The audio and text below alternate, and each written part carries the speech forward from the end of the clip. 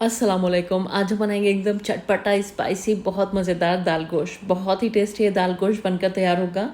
कौरमे वगैरह खा कर जब दिल भर जाता है ना, तो कभी कभी इस डिश को जब हम बनाते हैं तो खाकर दिल खुश हो जाता है। बहुत टेस्टी लगता है और बनाने का तरीका भी बहुत आसान है। चलिए शुरू करते हैं बनाना। सबसे पहले मैंने 3 तरह की दालों को भिगो लिया था। इसमें अरहर, मूंग और चने की दाल है। तीनों को मैंने आधा कप लिया था। आप चाहें तो लाल मसूर भी ऐड कर सकते हैं इसमें। अगर आप लाल मसूर की दाल भी ले रहे हैं तो चारों दालों को 1/3 कप ईच लेना है, यानी कि चारों दाल आपको 1/3 कप करके लेनी है। अब इसमें डाल देंगे 3 कप यानी कि 700 से 800 ml पानी। आधा टीस्पून डाल देंगे हल्दी का पाउडर और 1 टीस्पून नमक डाल देंगे और 1 टीस्पून के करीब इसमें तेल भी डाल देंगे, जिससे कि दाल ओवरफ्लो नहीं होगी। और बस अब प्रेशर कुकर की लिड लगा देंगे। हाई फ्लेम पर 1 सीटी आने के बाद गैस की फ्लेम को लो करके 7 से 8 मिनट इसको पका लेंगे और फिर इसके प्रेशर को खुद से निकलने देंगे। जब तक दाल पक रही है इधर मीट भी पका लेते हैं। मटन लिया है मैंने आधा किलोग्राम।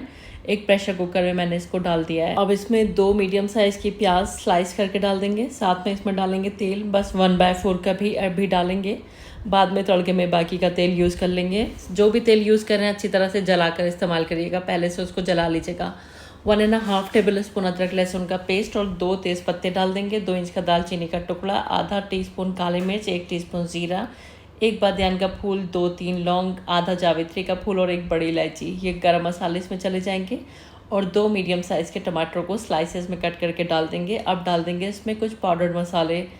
1 टीस्पून ज़ीरे का पाउडर, आधा टीस्पून हल्दी का पाउडर, 1 टीस्पून लाल मिर्च का पाउडर, आधा टीस्पून गरम मसाले का पाउडर, 1 टीस्पून भर के धनिया का पाउडर और 1 टीस्पून कश्मीरी लाल मिर्च और 1 टीस्पून नमक डाल देंगे। नमक मिर्च टेस्ट के अकॉर्डिंग भी आप एडजस्ट कर सकते हैं। और 2 टीस्पून डाल देंगे इसमें हरी मिर्च का पेस्ट, या फिर हरी मिर्चों को बारीक काट के भी आप डाल सकते हैं। 4-5 हरी मिर्च आप ले सकते हैं।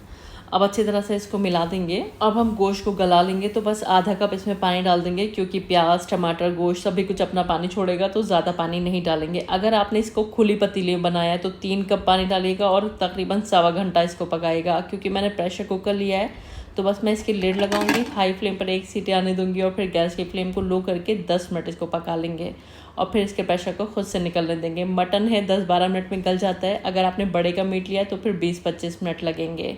अब जब प्रेशर खुद से निकल गया तो गैस की फ्लेम को हाई करके हमें मटन को भून लेना है, क्योंकि अभी तक हमने मटन को भूना नहीं था। अच्छी तरह मटन भून लेंगे। इधर दाल भी हमारी गल चुकी है, ये देखिए।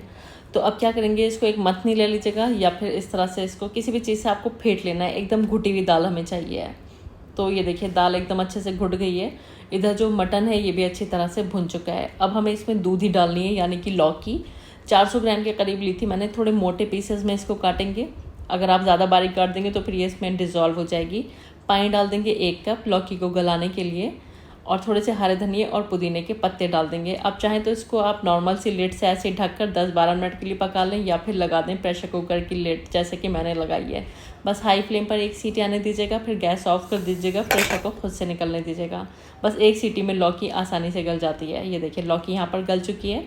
तो अब ये जो शोरबा है ना, मैं इसको एक खुले वेसल में ट्रांसफ़र कर रही हूँ। आप चाहें तो कुकर में ही आगे का प्रोसेस कर लें, लेकिन मुझे वीडियो को अच्छे से आपको क्लियरली दिखाना है तो मैंने इसको एक भगोने में ट्रांसफ़र कर लिया है। और जो दाल है ये भी हम इस पर डाल देंगे। गैस की फ्लेम को हमें नीचे से ऑन कर देना है, क्योंकि अब हम इस मिक्सचर को थोड़ा सा पका लेंगे ग्रेवी के साथ। दाल और दोनों का अच्छे से रच बस जाएंगे एक दूसरे में।